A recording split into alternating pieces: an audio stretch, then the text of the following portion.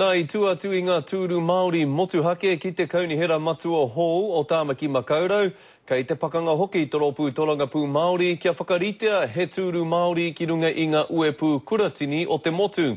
Kua tāpiri hea atu e rātau he tono ki te pire mātauranga kuratini e toitu tonu mai ai aua tūru Māori rā.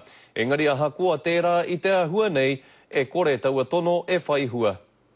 Ko tahi te tūru motuhake o Ngāti Toa ki te kaunihera o te kura matatini o Whitiraia, nā reira kua mātau kē rātau ki ngā hua o roto.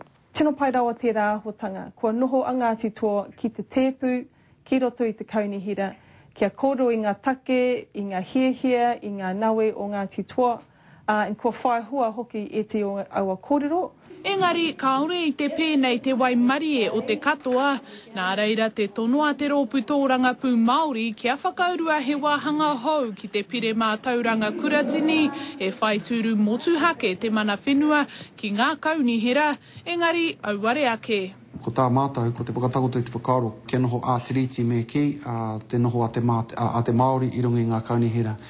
E tōna mutunga mai kaore te nāhina I tautoko mai, no reira hinga I reira.